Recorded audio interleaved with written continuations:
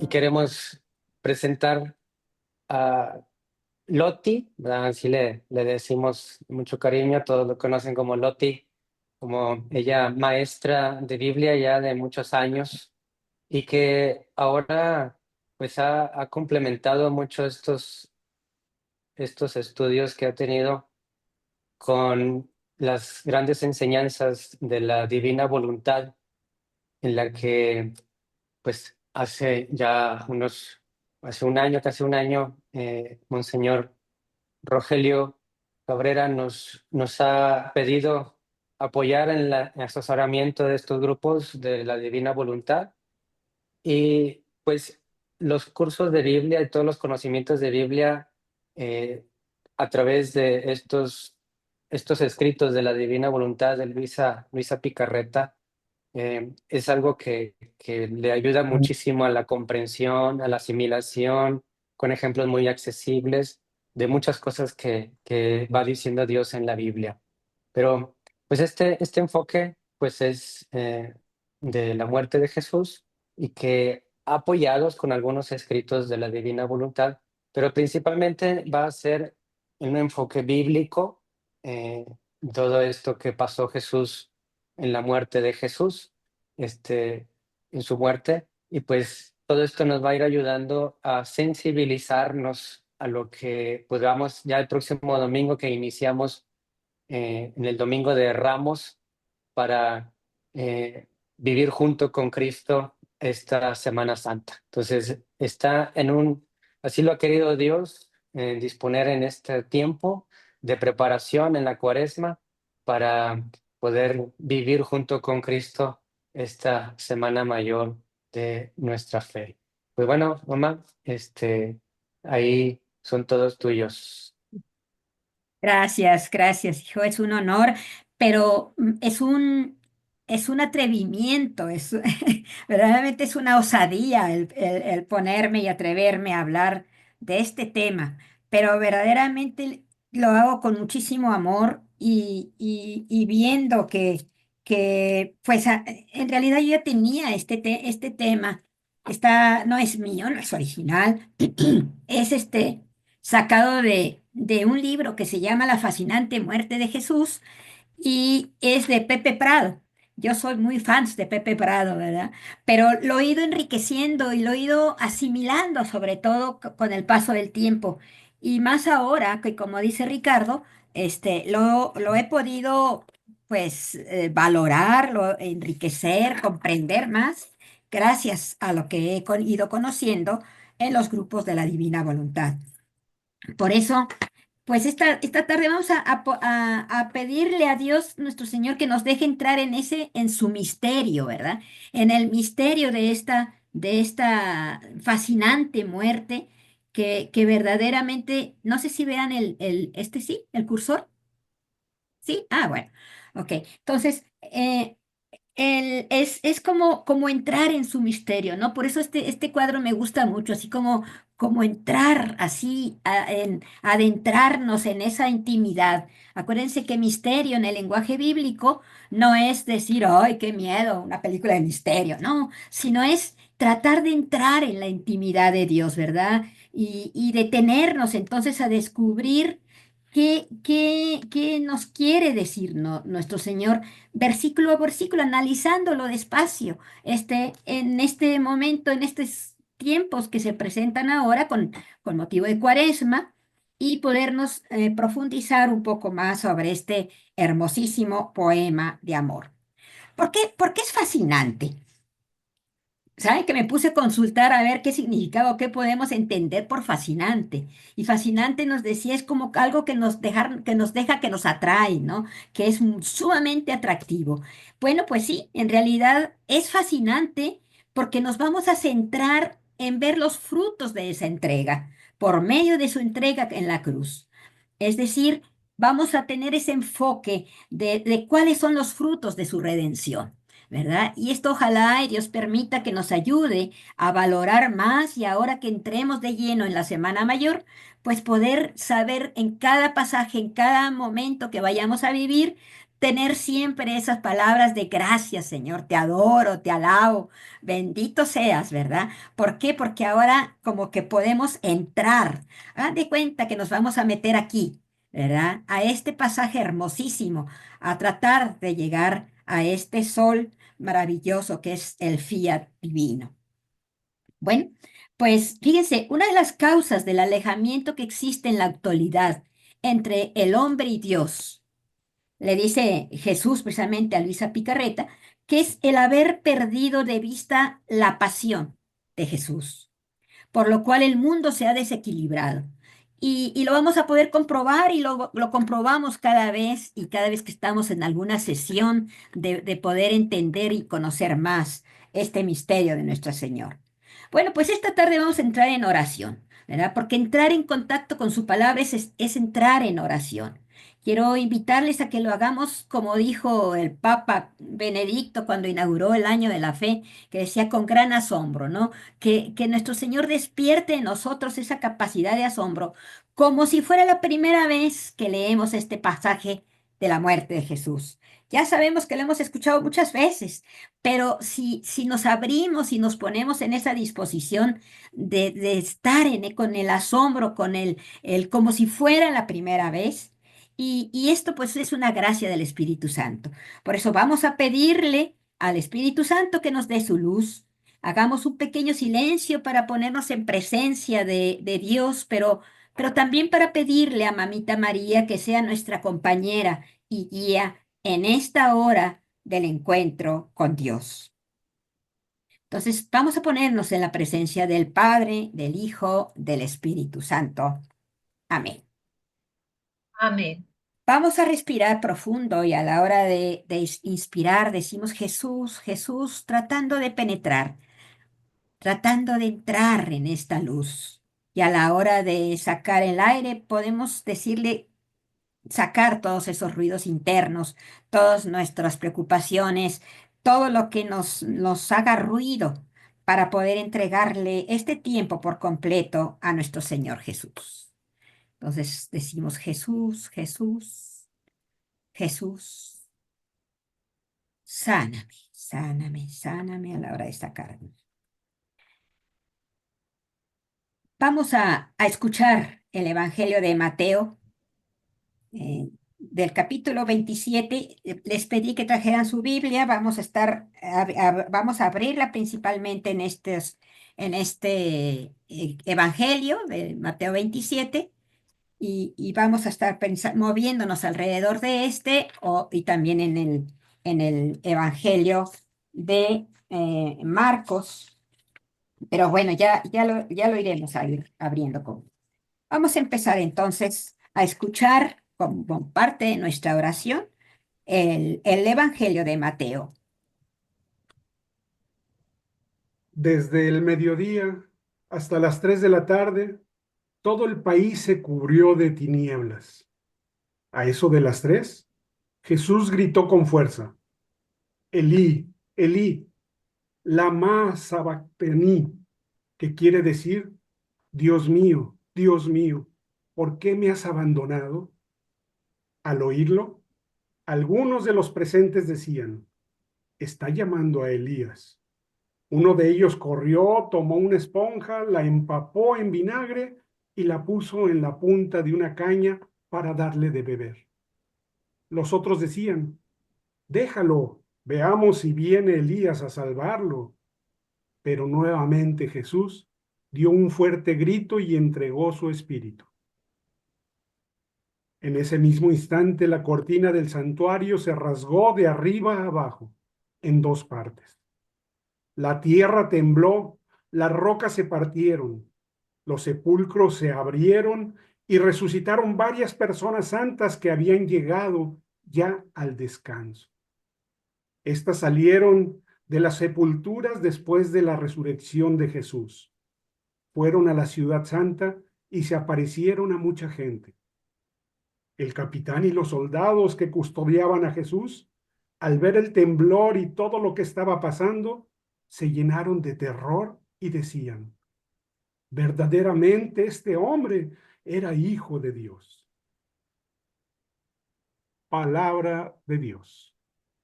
Gloria a ti, Señor Jesús.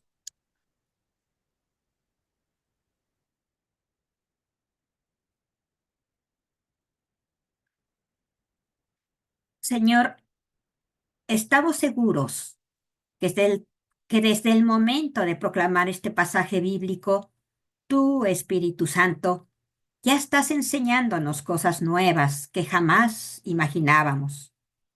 Descúbrenos el profundo significado del relato evangélico que tú mismo inspiraste a través del evangelista Mateo. Danos oídos de discípulo, ojos de profeta y corazón de mártires para penetrar en este misterio fascinante de la muerte de Jesús. Y al final, Señor, danos la fuerza para declarar que verdaderamente Jesús es el Hijo de Dios. Amén. En nombre del Padre, el Hijo, del Espíritu Santo. Amén. Bueno, pues vamos a ponernos de acuerdo para estar todos en el mismo canal. Vamos a tomar en cuenta que hay claves para interpretar este texto, ¿verdad?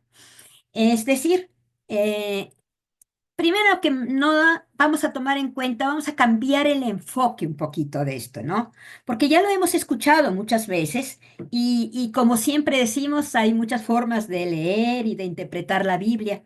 Así también hoy, ¿verdad? Especialmente en Cuaresma, en Semana Santa, lo vamos a estar refiriendo hasta en series, ¿verdad? Hasta en películas.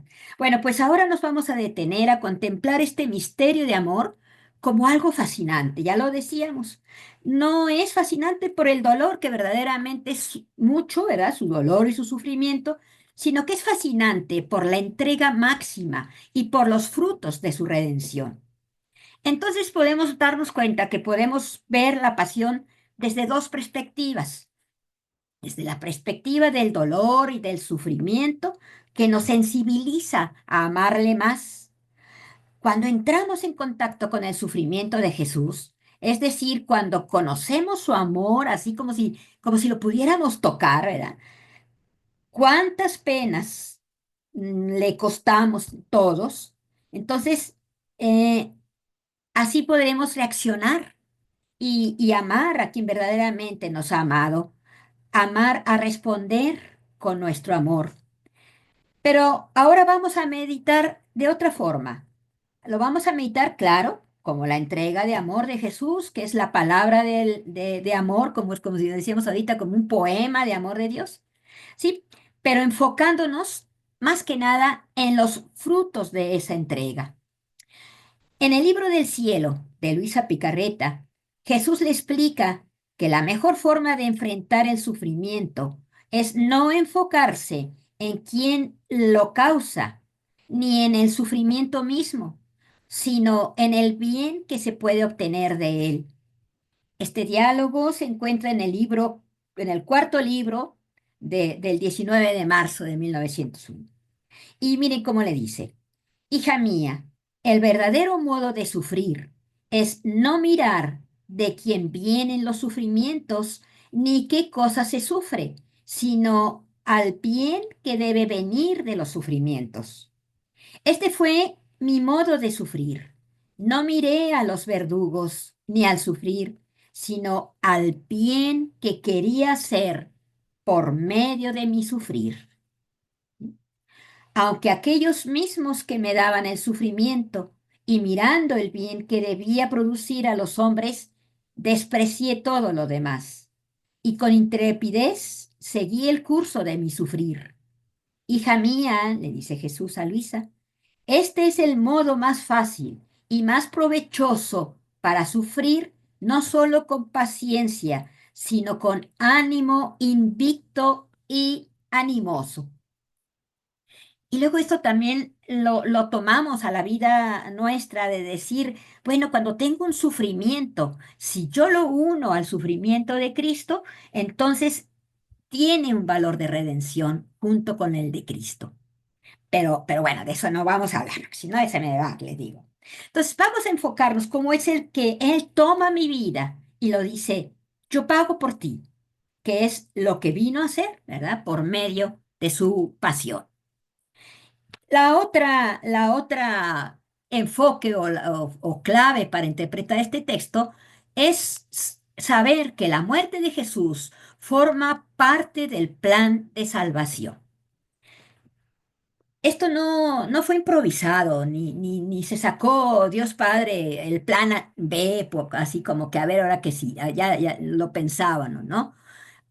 Todo esto ya venía desde un principio, es más, desde el Génesis, ¿recuerdan? En Génesis 3:15, que se da la primera profecía, la primera promesa de salvación.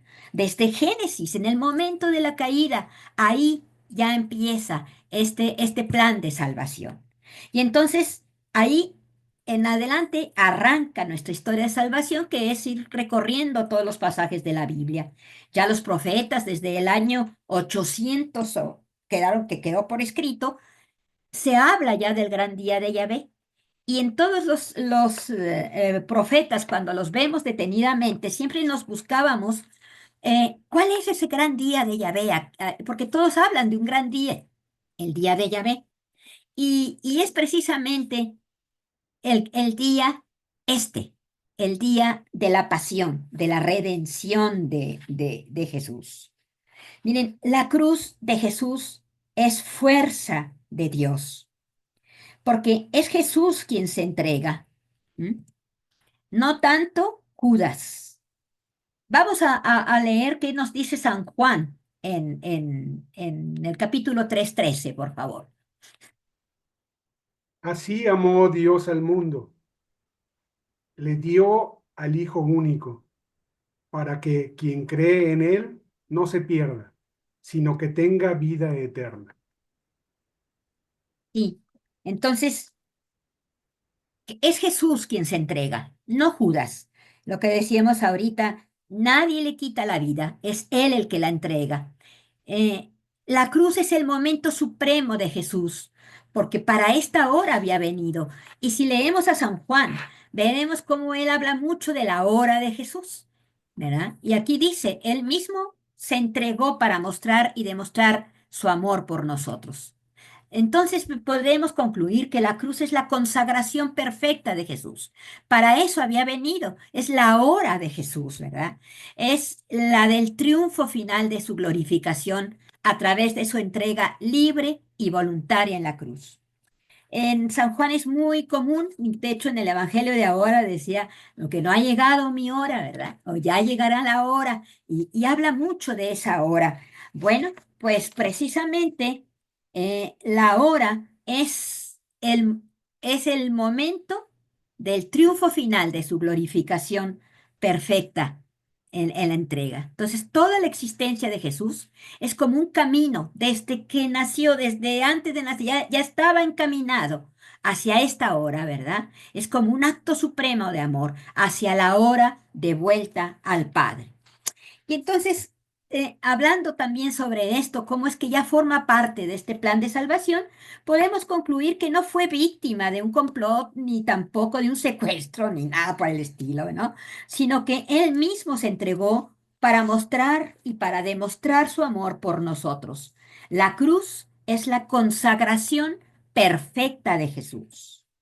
Bueno, pero pensemos ahora en los frutos. Dijimos que eso iba a ser uno de los enfoques de esta charla, ¿no?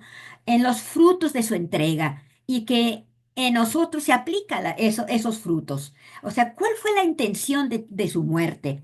Jesús vino a salvarnos y a redimirnos, pero ¿de qué? Yo cuando les pregunto esto a los muchachos, cuando les doy clase ahí en el seminario, les pregunto, Jesús vino a salvarnos, ¿estamos de acuerdo? Sí, todos están de acuerdo. Pero ¿de qué nos salva Jesús? ¿De qué nos salva? ¿Pueden contestar esta pregunta? ¿De qué nos salva? Pues podrán decir de la muerte, ¿verdad? Nos salva de la muerte, nos salva del pecado, nos salva inclusive de la ignorancia. Pues sí, pero vamos a hablar un poquito en concreto qué nos dice y a través del libro del cielo he sacado este resumen rápido, ¿no? Imagínense, estamos entonces en la creación del mundo, ¿sí? Dios Padre, crea al hombre, lo pone en el Edén. Y aquí en el Edén, dice el Génesis, me encanta cuando podemos ver la tradición ya vista, que podemos ver a Dios Padre en una relación de amor directa con el hombre, con Adán y Eva, ¿no? Cómo habla, cómo pasea con él, cómo camina con él, cómo se deja ver, cómo le pide, por ejemplo, que le ponga nombre a los animales, en fin, todo esto tenía en el Edén tenía Adán y Eva, ¿no? Tenía el hombre en este Edén. ¿Y qué pasa cuando decide alejarse, cuando decide decir, sabes qué, ya no te necesito, yo quiero hacer mi propia voluntad, ya no quiero estar en la voluntad de Dios? Cuando se sale entonces de esta voluntad de Dios, el hombre pierde la gracia. La gracia es estar en esa relación de amor directa con Dios. Y entonces le fue cerrado el cielo. O sea, sale, hasta en el Génesis viene que ponen unos querubines para que cierren las puertas del cielo, ¿verdad? Es decir, del cielo, es decir, se cierra. Pierde su felicidad y se volvió esclavo del enemigo infernal. Entonces se oscureció y se retiró el sol del fiat divino. Hagan de cuenta que Dios Padre con su presencia es como si fuera un sol, el sol del fiat divino. ¿Qué es fiat? Es el hágase, ¿verdad? El hágase divino, es la voluntad de Dios. Y se confirma entonces la muerte para el alma y el cuerpo. ¿Estamos de acuerdo? O sea, ya, con esto, con el haberse salido de la voluntad de Dios, entonces el hombre queda excluido, queda excluido. Es decir, se rompe la relación con Dios. Fíjense, pensemos un poquito como cuando se rompe una relación de amor, ya sea en la pareja o con los amigos, inclusive hasta puede ser con los hijos, ¿verdad? En donde es una relación que se ha ido construyendo poco a poco. Por ejemplo, en el matrimonio se ve muy claro esto, ¿no? Como desde que nos conocemos vamos construyendo esa relación de amor hasta llegar al culmen máximo en el matrimonio. Pero luego con algo que pase, se puede romper esa relación, ¿verdad? Queda interrumpida, queda rota esa relación. Y qué difícil y cuánto cuesta volver a reconstruirla, ¿verdad? Si eso es en nosotros los humanos, en una relación de amor con alguien más. Imagínense en esta relación que Dios tenía con el hombre. Se rompe esta relación de amor con el mismo Dios, ¿verdad?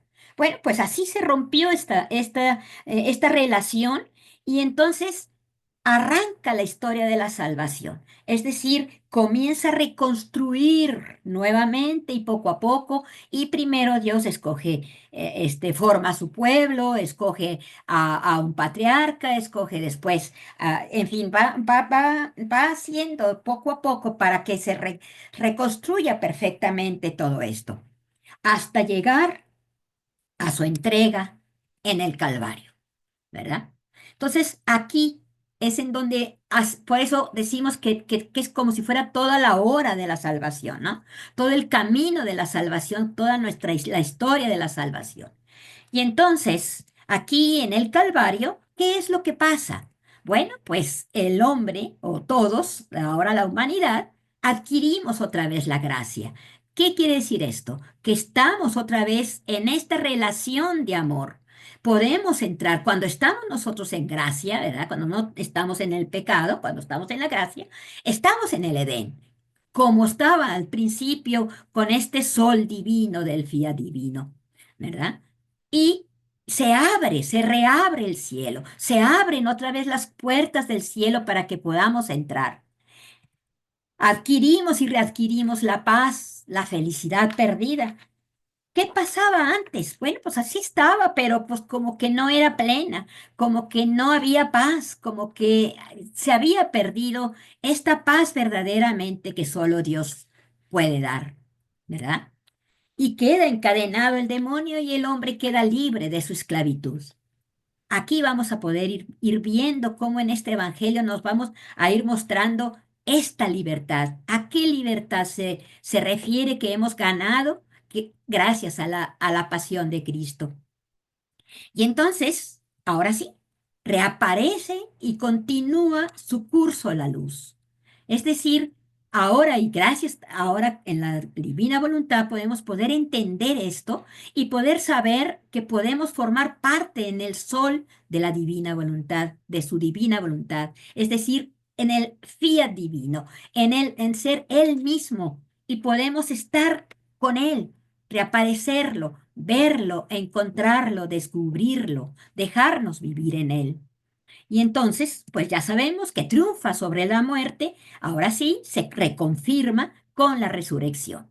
O sea, ya no morimos. Antes la vida no tenía sentido. Era como decíamos, como si antes, antes de que Cristo viniera con su pasión a entregarnos y regresarnos todo esto, yo siempre les he explicado, ¿verdad? ¿Se acuerdan? Como cuando decían, cuando todas las personas se morían, pasaban a formar así como un inframundo, ¿verdad? Yo me lo imagino así como si estuvieran debajo, ¿verdad? Y andaban así como ovnis, así sin vida y sin muerte y sin nada, ¿verdad? Y ahora sí que andaban así, como si estuvieran en la nada.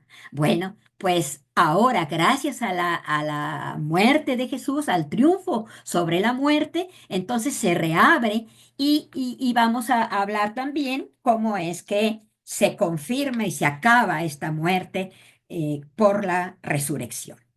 ¿Ok? ¿Hasta aquí vamos bien? ¿No hay ningún comentario, ninguna duda? Bueno, si tienen dudas, vayan escribiéndolas en el chat y comentarios, anótenlo para que no se les olvide comentarlo al último. Vamos, vamos entonces ahora a ver cuántas cosas le costaron. Vamos a seguir hablando de este tema. O sea, el volver entonces a pensar en lo que Jesús gana a través de esto y cómo lo gana, eso es lo que es fascinante. Podemos escuchar a Jesús que qué es lo que dice al tomar la cruz a cuestas, como lo pone en el libro de las 24 horas de la Pasión. Vamos a ver a Jesús en el momento en que va a tomar la cruz ya para morir. Y dice, oh cruz amada y suspirada, tú sola salvarás a mis hijos, y yo concentro en ti todo mi amor. Eras tú la meta de mis deseos, la finalidad de mi existencia aquí abajo. En ti concentro todo mi ser. En ti pongo a todos mis hijos, y tú serás su vida y su luz, su defensa, su custodia, su fuerza. Jesús debía pagar en sí mismo toda la deuda, la culpa y de pena eterna de la humanidad y sentir todas sus penas temporales. Realmente hablar de este misterio es entrar en esa intimidad de Dios, como lo habíamos dicho, ¿verdad? Como estamos diciendo. Y no es, bueno, pues, ni el momento, porque sería profundizar tanto, y yo soy la menos indicada para hacerlo. Pero vamos a seguir viendo esta cruz. Vamos a seguir viendo esta imagen para pensar, ¿quién es? ¿Quién es aquel que se somete a padecer y a las humillaciones? Pues sí, sabemos que es el Hijo de Dios, pero, pero el Hijo de Dios, de este Padre eterno, es decir, este Hijo eterno del Padre, que es igual al Padre, es Dios mismo creador con el Padre, creador del cielo y de la tierra, de los ángeles, de toda la creación, de todos los hombres. Es aquel de quien nadie puede hablar dignamente y cuyas grandezas son tan infinitas que ni siquiera María Santísima puede llegar a comprenderlas enteramente. Ese es Jesús, hombre y Dios verdadero, el Santísimo, de belleza inenarrable, de dulzura, de bondad y caridad infinitas. Y este hombre Dios, digno de todas las adoraciones y de los homenajes de los ángeles y de los hombres y de todo cuanto existe, es aquel que por amor a nosotros se entrega a la muerte y una muerte de cruz. Y sigue diciendo Aníbal de Francia en el libro de las 24 horas de la pasión. Nuestro Señor, para salvarnos, para redimir al mundo todo, no era en realidad necesario que Él sufriera las terribles penas que sabemos sufrió y que se hizo someter, que quiso someter. Habiéndose hecho hombre en el seno inmaculado de la Santísima Madre, le bastaba elevar una oración a su Padre y hacer un solo acto de adoración a la divinidad, derramar una sola gota de sangre preciosísima, tanta como se puede derramar como por una pequeña herida hecha con la punta de un alfiler. Y con esto habría podido redimir no un mundo, sino millones y millones de mundos. Pues casi cada acción, aun la más pequeña, del adorable Señor nuestro Jesucristo, era de valor infinito. Pero ¿por qué entonces quiso ser más inundado, más sumergido en tantos dolores y agonías que lo hicieran decir con el profeta Isaías, identificarlo con el varón de dolores? Qué misterio de amor tan infinito del corazón de Jesús. Lo que bastaba para redimir millones de mundos era nada para el amor suyo por nosotros. Él quiso mostrarnos cuánto nos amaba, hasta dónde se extiende su amor por nosotros, y quiso prepararnos una redención llenísima de demostraciones, de expiaciones, de ejemplos admirables y de inobjetables argumentos y pruebas de su tiernísimo amor. ¿Y qué corazón es el nuestro si somos insensibles a un amor que para convencernos y atraernos se quiso manifestar a nosotros con las pruebas de penas tan inauditas como continuas? Por eso es importante también entrar en contacto con estas penas y este dolor para, para caer de rodillas siempre diciéndole gracias, gracias Señor por tu entrega. Entonces, siguiendo con el enfoque de esta reflexión, para continuar, vemos que esto es una experiencia personal. Estamos llamados a ser tierra fértil, donde la semilla de la palabra de Dios pueda fecundar, crecer y dar fruto, ¿verdad? Entonces, todo esto que Jesús hizo, toda esta entrega, todo esto es una experiencia personal. ¿Por qué unos sí y otros no? Bueno, pues porque estamos llamados a ser tierra fértil y de nosotros depende estar abiertos y crecer. Los que ya han experimentado los frutos de la gloriosa muerte de Jesús, o sea, todo lo que estábamos diciendo ahorita, pues podremos adentrarnos mejor a estos pasajes y poder entender y sensibilizarnos mucho, mucho más, ¿verdad? Entonces, el Evangelio de la Pasión y Muerte de Jesús está todo en clave de interpretación. Es decir, leemos una cosa, pero vamos a ver que son signos para descubrir y para decir cuántas cosas profundas nos está diciendo y más para nuestra vida, aquí y ahorita, en el momento en que estamos. Y para no quedarnos en lo superficial. Bueno, vamos a escuchar entonces ahora a Marcos, por favor. Marcos 15 del 33 al 38. Los que tengan su Biblia, vamos a entrar ahora ya a este pasaje en donde habla de las tinieblas, pero lo vamos a retomar en Marcos. Mateo y Marcos son estos sinópticos que narran muchas cosas de una manera muy semejante, aunque Marcos es un poquito más sensible en lo que dice. Vamos a escucharlo ahora en Marcos, por favor. Llegado el mediodía, la oscuridad cubrió todo el país hasta las 3 de la tarde. Y a esa hora, Jesús gritó con voz potente, Eloí, Eloí, lama sabactani, que quiere decir, Dios mío, ¿por qué me has abandonado? Al oírlo, algunos de los que estaban allí dijeron, está llamando a Elías.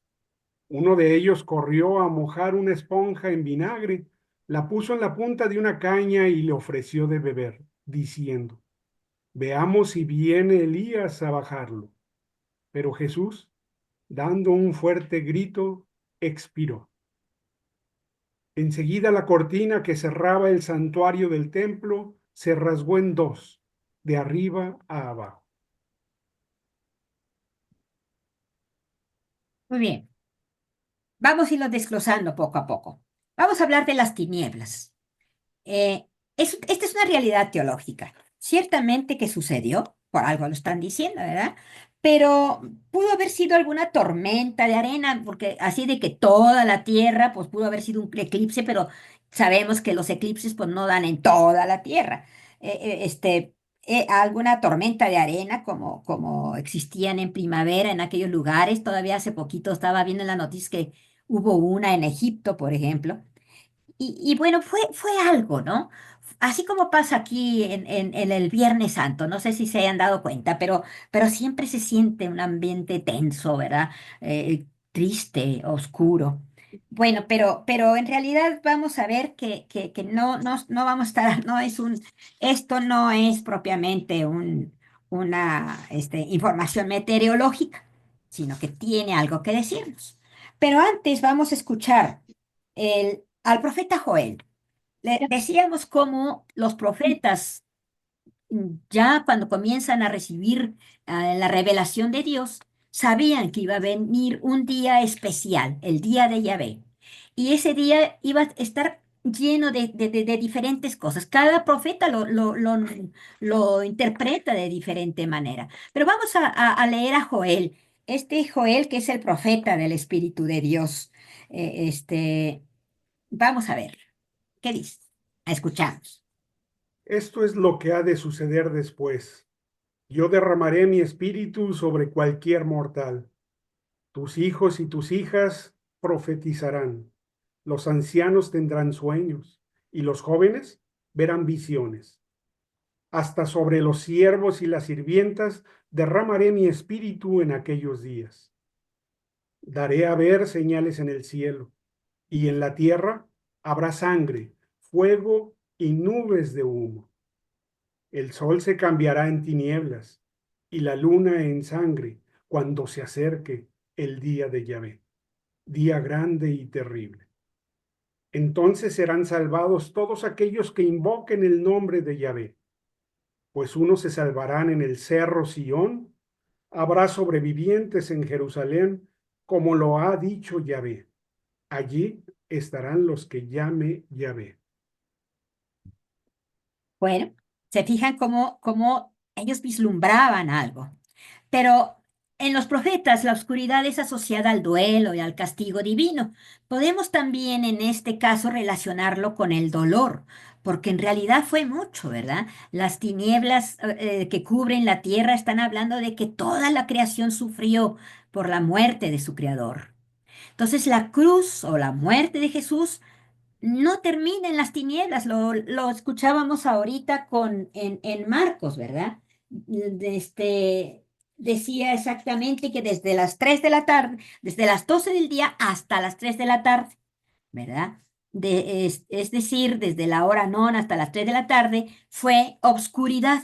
Por eso la cruz, muerte de Jesús, no termina en tinieblas, sino que es el punto de partida para que surja la luz del amor misericordioso del Padre manifestado en su Hijo.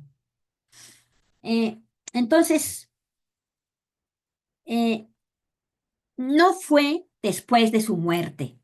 La muerte de Jesús hace desaparecer las tinieblas, es decir, dura 3 horas antes de su muerte, antes de, de que la, antes de su muerte, perdón, la humanidad vivía en la oscuridad, en las tinieblas, en el vacío, en el sinsentido de su vida.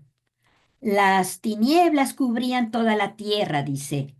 Eh, pero es como decíamos ahorita, no es un detalle meteorológico, sino que significa que la humanidad entera vive en pecado, en soledad, en frío, que viene de las tinieblas y precisamente cuando Jesús muere, desaparecen esas tinieblas, las hace desaparecer. Ya lo veíamos desde el Génesis, cómo Dios hace desaparecer las tinieblas, ¿verdad? Es lo primero que hace, porque la luz forma parte del mundo, de la presencia de Dios, ¿no? Entonces, en la cumbre del Calvario se hace la luz, da inicio la nueva creación. Un mundo nuevo da inicio, una nueva forma de relacionarnos con Dios gracias a la luz de Cristo para entrar en torno de la gracia. Y en realidad esto es para levantar mis brazos en acción de gracias a Cristo que ha venido, vencido a las tinieblas y que ha venido a traernos la luz. Ya lo había dicho, yo soy la luz del mundo. Y ahora se manifestaba, ¿verdad? La muerte de Jesús no provoca oscuridad, al contrario, es fuente de luz que esfuma las tinieblas del pecado, que nos hacía sus esclavos. Ahora eh, nos vamos a dar cuenta que esta soledad, de estas tinieblas que podríamos identificarlas con el pecado, con la soledad, con el vacío de mi existencia, de mis dudas, de mis miedos, se disipan gracias a la muerte de Jesús. Él me amó y se entregó por mí, y ahora soy hijo de la luz y mi vida tiene sentido. Cuando vivimos en tinieblas, en pecado, cuando no hay luz, ¿qué es lo que pasa cuando estamos en un cuarto así totalmente oscuro, que no haya ni una nada, ni un rayito de luz? Pues no podemos hacer nada, ¿verdad? Es como cuando nos perdemos, así andamos como ciegos, a tientas. Y entonces es decir, mi vida no tiene sentido. No podemos caminar porque no tengo su luz. Y vemos así tantos casos, ¿verdad? En forma de vivir como hijos sin remedio, como matrimonios destruidos o como enfermedades sin esperanza que se sumergen en la luz. Pero para ahora nos están diciendo, ¿verdad? Que para todos hay una luz. Es la luz de Jesús. Ahora la oscuridad de mi existencia y de mi relación con los demás y conmigo mismo, eso desaparece. Un nuevo mundo da inicio. Entonces, la muerte de Jesús no provoca la oscuridad, es fuente de luz, ¿verdad? Y todo esto me va diciendo que todo se disipa gracias a la muerte de Jesús. Entonces, la luz tiene que reflejar en algún cuerpo para mostrar su luminosidad y ser fuente de vida. Ahora depende de nosotros exponernos a sus rayos de luz para ser curados, liberados y hechos criaturas nuevas en Él, por Él y como Él. Jesús con su muerte aniquila la oscuridad del dolor estéril, la maldad y la injusticia del mundo de cada uno de nosotros. Pero esta luz se tiene que reflejar, ¿verdad? Se tiene que reflejar en algún cuerpo para poder mostrar y que esta luz continúe. Jesús no solo trae la luz, sino que es fuente de luz, es luz de la luz. Entonces, el, el valor de la cruz de Jesús no radica en el sufrimiento, sino que éste se transforma en sacrificio con dimensión salvífica, o sea, va hacia allá, ¿verdad? Ese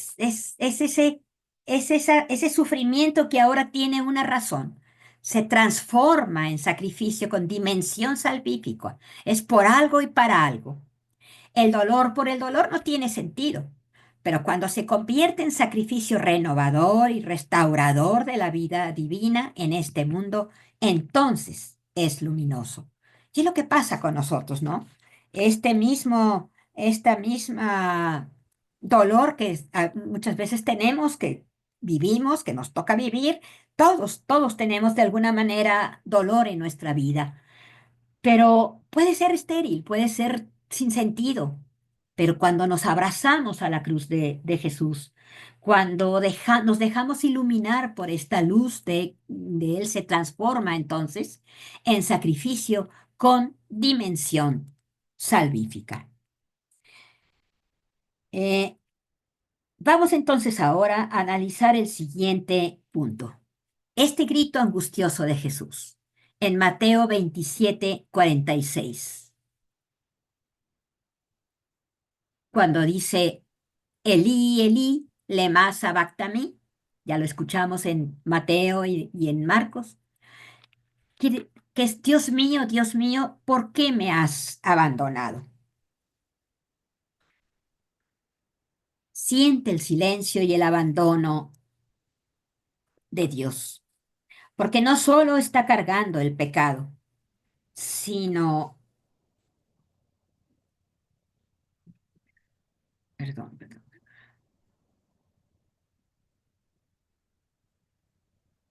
Jesús se siente cubierto de ese pecado y por lo mismo muy lejos del Padre, tanto que experimenta que Dios lo ha abandonado en manos de los pecadores.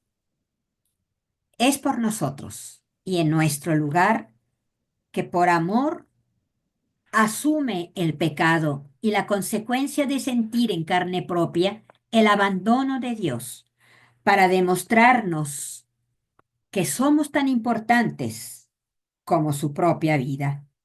Y de esta forma hace morir el pecado, nuestro pecado. Y gracias a ello, ahora los pecadores ya estamos en paz con Dios. Vamos a, a escuchar qué nos dice en Romanos 5:1.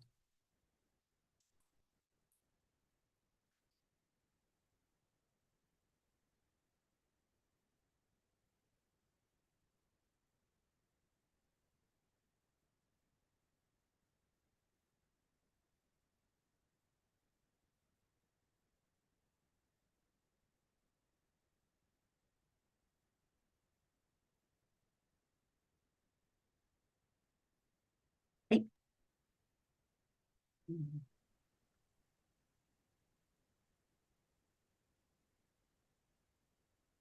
Pero Dios dejó constancia del amor que nos tiene. Cristo murió por nosotros cuando todavía éramos pecadores. Con mucha más razón, ahora nos salvará del castigo. Sí, por su sangre hemos sido hechos justos. Cuando éramos enemigos, fuimos reconciliados con Él por la muerte de su Hijo. Con mucha más razón, ahora su vida será nuestra plenitud.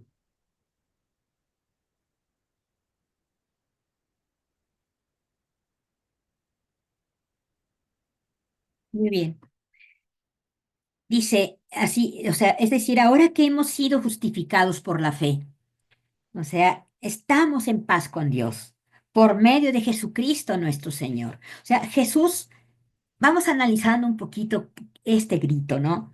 Jesús se siente cubierto de ese pecado y por lo mismo muy lejos de Dios, tanto que experimenta que Dios lo ha abandonado en manos de los pecadores. Vamos a tratar de desglosar un poquito más esta cita y vamos a comentarlo desde diferentes puntos, desde diferentes citas, ¿verdad? Ya lo veímos ahorita en Romanos, cómo Él murió por nuestros pecados. Y en la segunda de Corintios, por favor, Mario, segunda de Corintios 21, aunque creo que es esta, ¿verdad?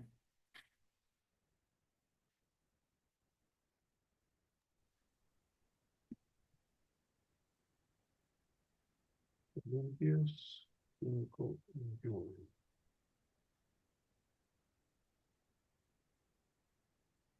Dios hizo cargar con nuestro pecado al que no cometió pecado, para que así nosotros participáramos en él de la justicia y perfección de Dios.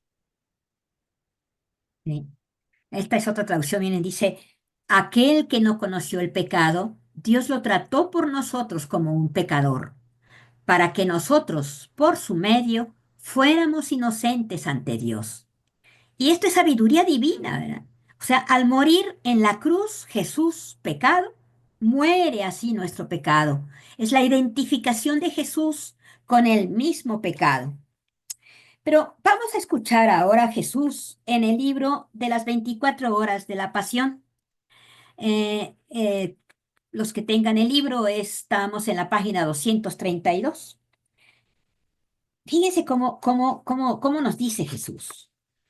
Yo sufrí por cada criatura. Mi humanidad se encontraba en estas dolorosas condiciones. Ella era inseparable de mi divinidad. Sin embargo, siendo mi divinidad intangible en las penas y no capaz de poder sufrir sombra de penas, mi humanidad se encontraba sola en el sufrir. Y mi divinidad era solo espectadora de las penas y muertes que yo sufría. Más bien, me era juez inexorable que quería el pago de cada pena de cada criatura. Hoy, cómo mi humanidad temblaba, quedaba aplastada ante aquella luz y majestad suprema, al verme cubierto de las culpas de todos y de las penas y muertes que cada uno merecía. Fue la pena más grande de mi vida, que mientras era yo una sola cosa con la divinidad e inseparable, en las penas permanecía solo y como apartado. ¿Cuántas veces mi doliente humanidad, si bien era inseparable de la divinidad, pero para dar lugar a las expiaciones, a las penas, siendo éstas incapaces de tocarla, yo quedaba solo en la divinidad, como apartada de mí? Hoy, ¿cómo sentía esta privación?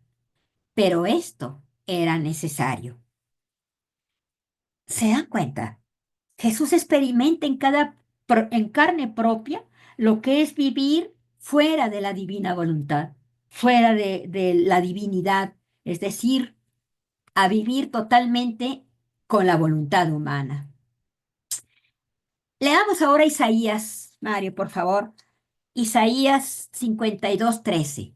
Aquí es impresionante ver cómo este profeta, que desde un principio decíamos era como si hubiera escrito la biografía de Jesús 800 años antes de que él naciera y de que él viniera al mundo, ¿verdad? Vamos a leer cómo es que describe en Isaías. Estamos en el en el capítulo 13, del 1 al 12, y vamos a darnos cuenta cómo la muerte de Jesús no es un sacrificio, sino es un holocausto, es decir, todo en los holocaustos la víctima era consumida completamente por el fuego y se consagraba en su totalidad de Dios. Pues eso fue lo que hizo Jesús, ¿verdad? Se da sin reservas en la cruz. Ya el profeta entonces, vamos a ver cómo lo vislumbra y escuchemos con atención.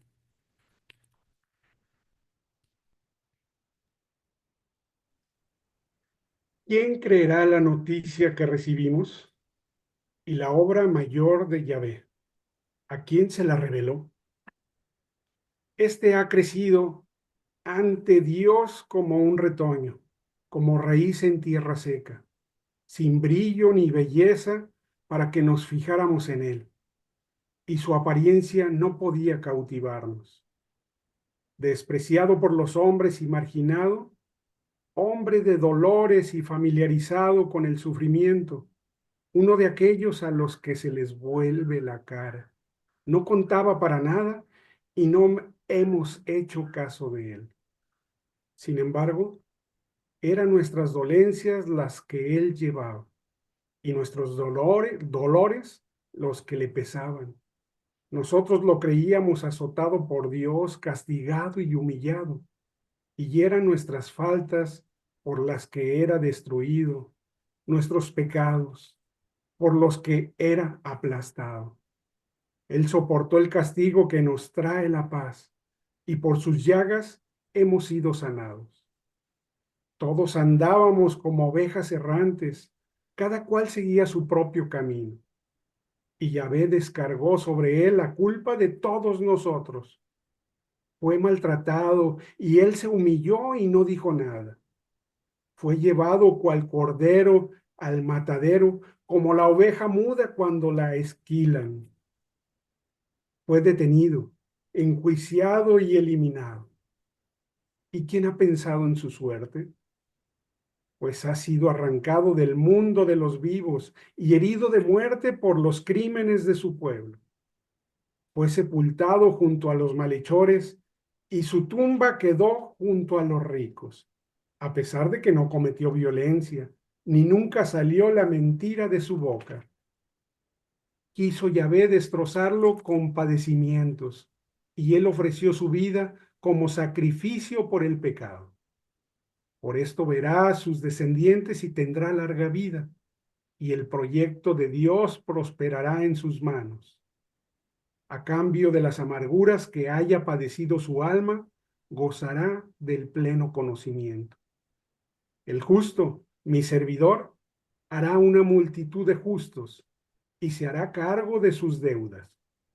Por eso lo contaré entre los grandes y le daré la herencia reservada a los fuertes, porque se ha negado a sí mismo hasta la muerte y ha sido contado entre los pecadores, cuando llevaba sobre sí el pecado de muchos e intercedía por los pecadores. Imagínense, qué impresionante, ¿no? Ver que este profeta, estamos hablando de 750 años antes de Cristo, cómo lo describe, cómo nuestro Señor, no sé, ahorita se me ocurre decir como si ya tuviera prisa de que esto se realizara y es como cuando comienzas a decir el secreto que tenías, ¿no? Porque ya te quema de que se haga vida, que se haga vida. Qué impresionante ver y leer este siervo de Yahvé, son los poemas del siervo. Cuando estudiamos Isaías, decimos, de repente aparecen estos escritos de un siervo y cuando dices, pues, ¿de quién está hablando, verdad? Pues está hablando del pueblo, está hablando ¿de qué? Entonces es padrísimo poder impresionarnos de ver cómo, pues esto, como decimos, no se entiende, ¿verdad? Este, esto es cosa solamente forma parte de este misterio. Sigamos viéndolo ahora desde el punto de vista de San Juan. A ver, en el 3:16, yo nada más pongo aquí, de tal manera amó Dios al mundo que entregó a su único hijo. ¿Qué dice la cita completa? En San Juan 3:16. Así amó Dios al mundo, le dio al Hijo único, para que quien cree en él no se pierda, sino que tenga vida eterna. Entonces, Dios se ha desbordado de amor por nosotros al entregarnos lo que más amaba. La mayor muestra del amor de Dios es que nos entregó a su propio Hijo, o sea, a Él mismo se entregó. Esto naturalmente no se entiende, solo se acepta por la fe. Se acoge y se agradece el don más inimaginable que Dios pudo hacer por nosotros. Y en Romanos 5:8, bueno, aquí sí, creo que sí es pero si lo tienes por ahí rápido. Sí.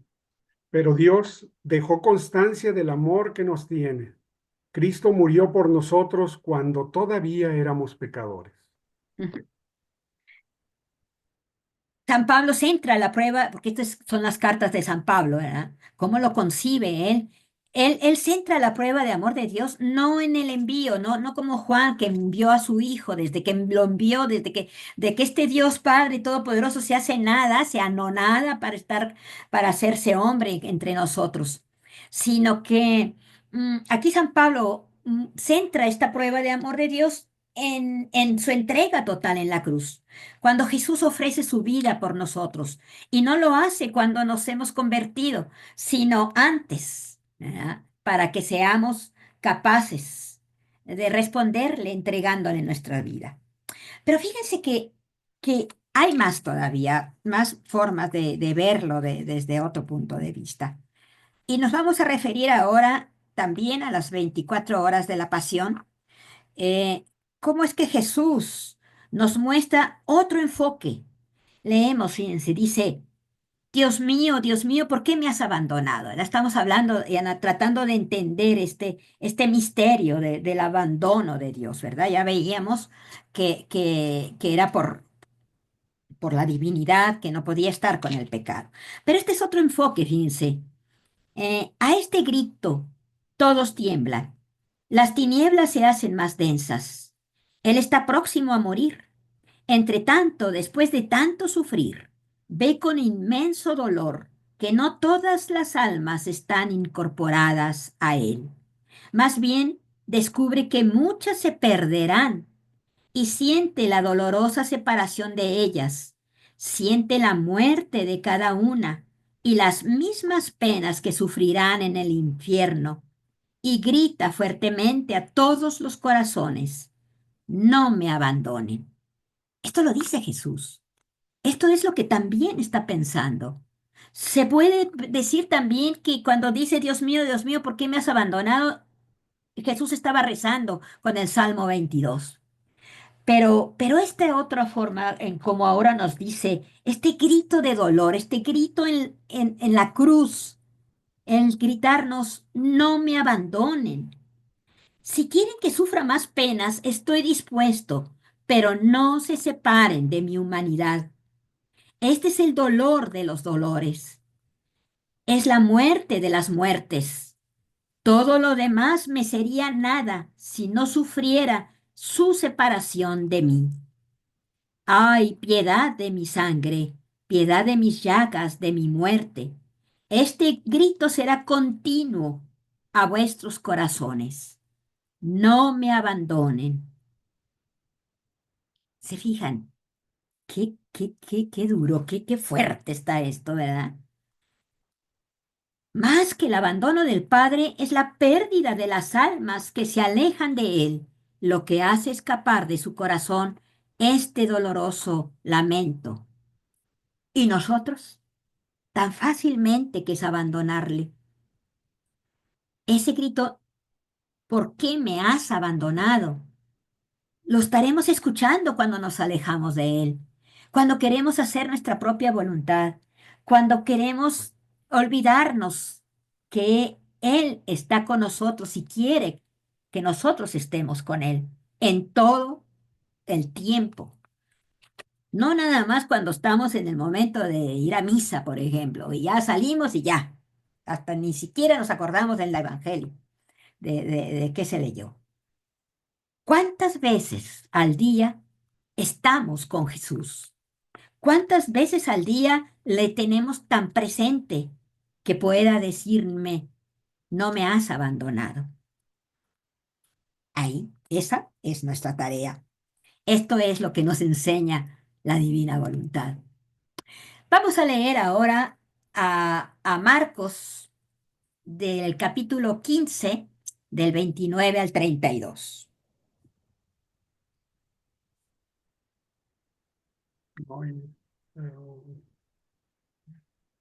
O Mateo, si ya estaban en Mateo 39, 43, para que vean. Tenía Mateo. Ajá. Perdón, sí. Los que pasaban por allí lo insultaban, movían la cabeza y decían, vaya, tú que destruyes el templo y lo levantas de nuevo en 3 días, si eres el Hijo de Dios, líbrate del suplicio y baja de la cruz. Los jefes de los sacerdotes, los jefes de los judíos y los maestros de la ley también se burlaban de él.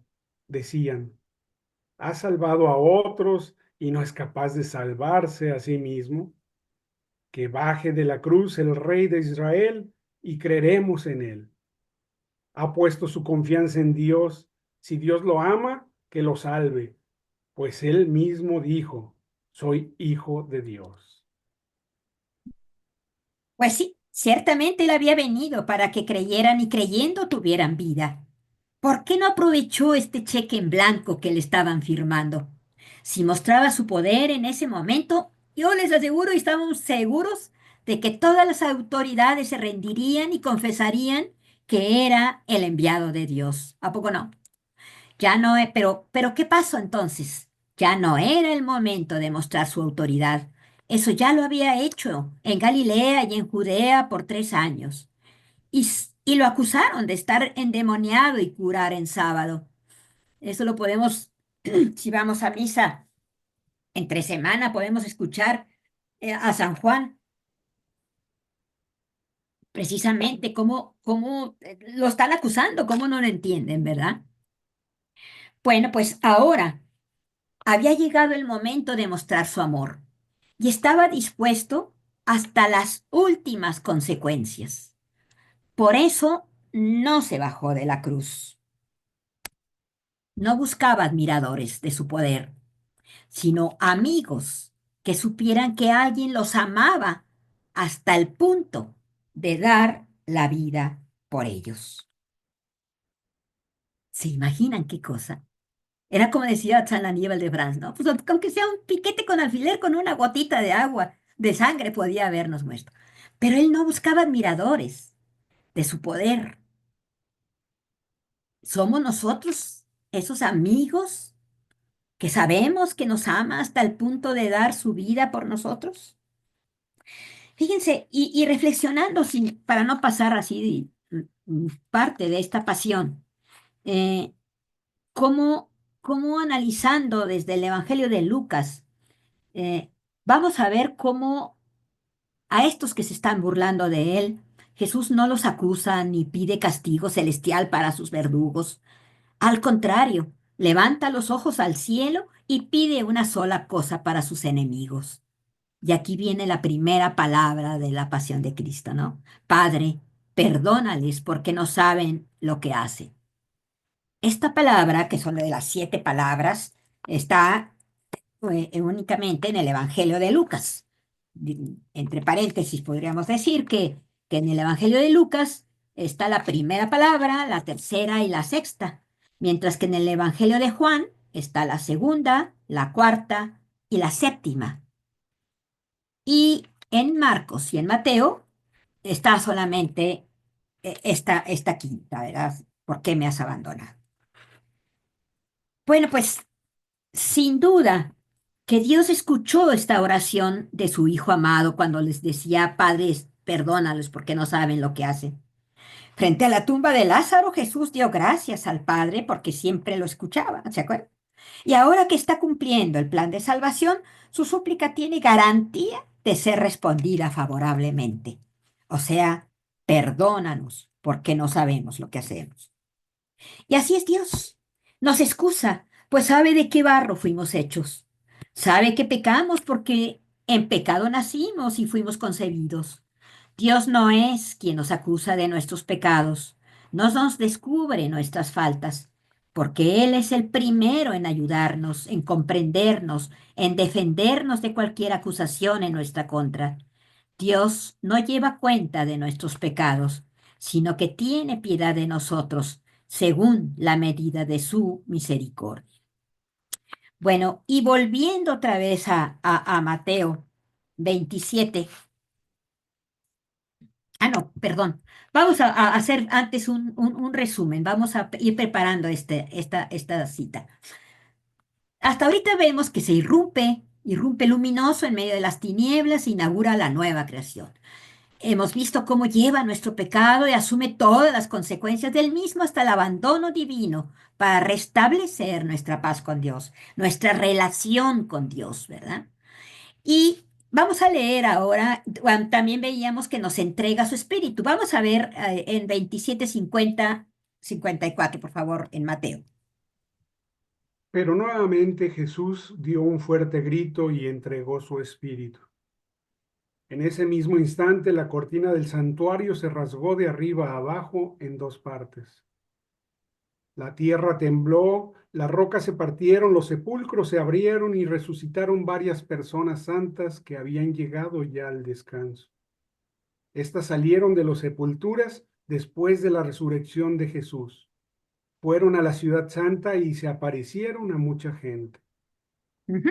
El O sea, vamos a capitán, analizar un poquito estos fenómenos de la muerte de Jesús, así ya así como que rapidísimo para terminar a tiempo. Fíjense, el velo del templo se rasga. Si nos acordamos o tenemos más o menos la idea de cómo era el templo de Jerusalén, podemos ver, esta es una maqueta, por ejemplo, que está ahí en Israel, en Jerusalén precisamente, y, y estaba por dentro de esta manera. Es decir, era una sala y acá al final estaba el templo que separaba el lugar santo de los santísimos. A este lugar santo no podía entrar, ¿se acuerdan? Más que el sumo sacerdote, solamente un día al año, el día del Yom Kippur, el día de la expiación, en donde llegaba y hacía incienso, pedía perdón por las faltas de todos. Era un día de penitencia para todo el pueblo, ¿no? Hagan de cuenta que aquí entraba, estaba el Arca de la Alianza, aquí entraba el sumo sacerdote, pero era un lugar tan especial que el sumo sacerdote tenía que entrar con un hilo amarrado y al final una campana.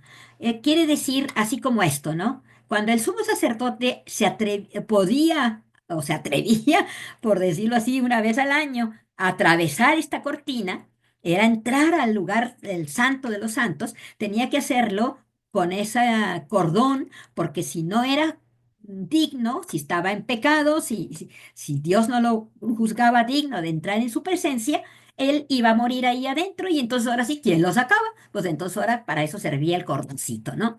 Pero bueno, imagínense, esta es la cortina que estaba. Nadie podía entrar, solo el sumo sacerdote una vez al año.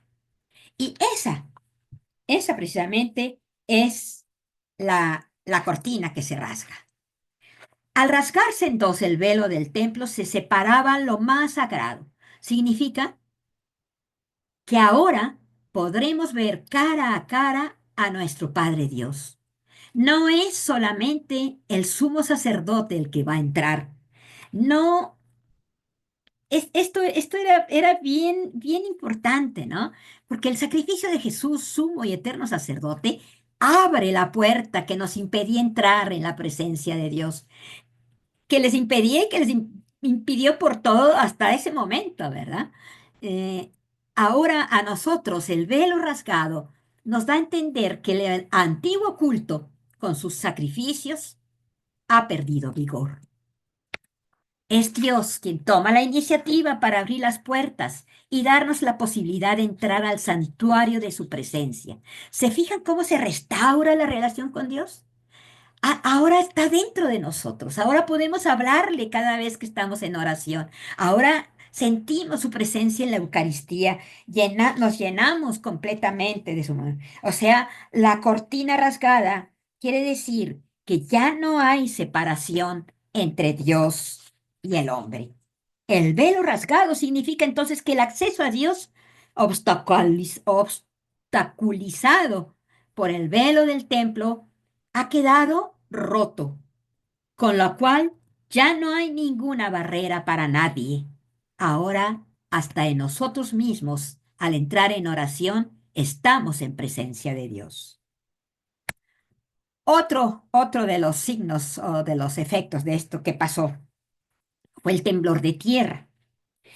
El temblor del que nos habla Mateo representa todas las circunstancias y adversidades, dudas y miedos que sacuden nuestra vida y desequilibran nuestra mente. Fíjense que, entre paréntesis, a mí me impresionó mucho cuando fuimos a Tierra Santa, tuvimos la bendición de poder ir. A la hora de bajar del Calvario, por una cerquita de las rocas pues de ahí, ¿cómo se llama? Del Calvario, se ve cubierto por un vidrio una piedra que forma parte del cerro del Calvario, quebrada, rota, así desquebrajada.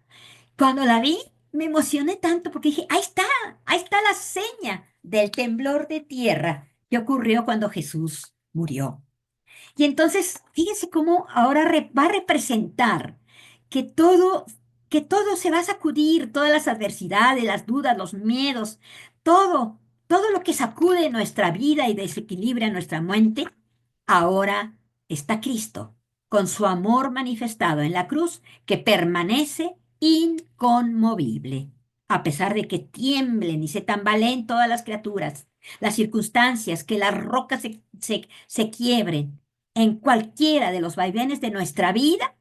Ahí podemos encontrar a este Cristo que permanece, que está clavado en la cruz, que es inconmovible. Nada de lo que tenemos o somos es estable. O sea, todo se tambalea, ¿verdad? Pero nada es permanente. La única seguridad real en este mundo es Cristo crucificado, que es la prueba suprema del amor de Dios. Muertos que resucitan. Bueno, en realidad no son fantasmas, ¿verdad? Que causen miedo, que anden por ahí, loco, dice, se aparecían ahí en todo, ¿verdad? No, no, no, no en ninguna película de fantasmas, sino que son los testigos del poder de Jesús. Fíjense, y este de que descendió a los infiernos y resucitó a los muertos, lo decimos en el credo, ¿verdad? Esto es lo que significa. Al morir Jesús, baja a los infiernos por las almas que le esperaban y fueron fieles al Antiguo Testamento. Esas almas que yo les explico en la clase, así como que andaban detrás en el Seol, por eso cuando decían, ya se murió y fue a reunirse con sus antepasados. Pues sí, fue de reunirse con sus antepasados, pero como para estar aquí nada más así como zombies, sin vida, sin nada, ¿verdad? Pero pues ahora viene Jesús y los saca, los resucita, y estaba escrito precisamente que el día del Señor, cuando vendría el Mesías a liberar a los justos en pleno día, eh, se iban a abrir las tumbas y iban a salir, como lo escuchamos ahorita en Joel, ¿verdad? Entonces, eh, ellos son testigos del poder de Jesús. Y también nosotros podemos salir de nuestras tumbas para participar de la resurrección de Cristo y que los demás puedan palpar qué hermoso es el haber sido liberados del sepulcro. Miren, lo importante no es que algunos personajes del Antiguo Testamento resucitaron, sino que nosotros mismos podemos tener una vida totalmente nueva por los méritos de la entrega voluntaria de Jesús. ¿Mm?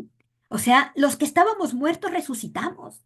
Entonces, ¿cuántas cosas, cuántas veces entramos en depresiones, en cuando nuestra vida no tiene sentido, cuando no encontramos nada? ¿Se fijan todo lo que nos está dando nuestro Señor? Él es la luz, Él es el que es capaz de resucitarnos de esa muerte en vida, ¿verdad? Nosotros podemos salir entonces eh, de las tumbas, de nuestras tumbas, para participar de la resurrección de Cristo y que los demás puedan palpar que hemos sido liberados del sepulcro, que estamos vivos gracias a Jesús. Eh, Fíjense en Zacarías, él profetizó que cuando viniera la salvación, todas estas cosas, ¿no? Que temblaría la tierra, que las piedras se parten, las tumbas se abren. Se estaba cumpliendo en plenitud todo lo profetizado. Y los fariseos, que conocían de memoria estos escritos, veían los signos, algunos creyeron, pero otros aún se cegaron y no quisieron ver. Esa cegazón la podemos aplicar también muchas veces a nosotros, cuando con indiferencia nada más escuchamos estos pasajes evangélicos, pero de una manera superficial. Miren, dicho sea de paso, la muerte de Cristo era por asfixia.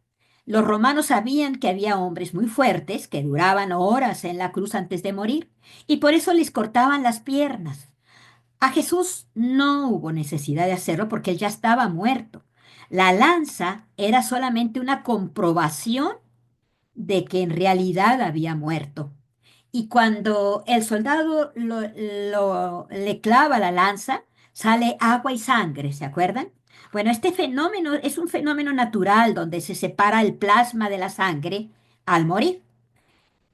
Por eso al cáliz se le pone agua, al vino en la consagración, para recordar su muerte. Bueno, esto es para que no se me pasara a decir algunas otras cosas. Pero luego vamos a ver cómo como cuando muere, o sea, ya murió, el soldado romano, a ver, vamos a ver qué dice Marcos 15:39.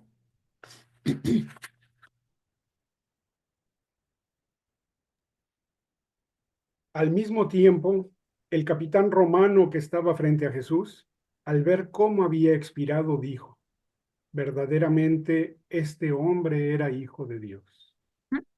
Sí, este centurión imperial es la primera persona que lo llama así, el Hijo de Dios. Ni siquiera sus seguidores, según el Evangelio de Marcos. En Marcos, al mitad del Evangelio, Jesús pregunta, es cuando Jesús pregunta a Pedro, ¿quién dice la gente que soy yo?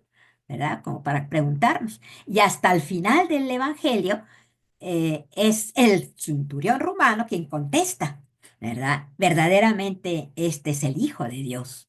Bueno, de acuerdo con la teología romana, el emperador era hijo de Dios, o sea, la revelación del poder y la voluntad de Dios en la tierra. Era así, habría que rendirle culto. Pero ahora, un representante de Roma afirma que Jesús es el Hijo de Dios. Entonces, esto significa que el emperador no lo es.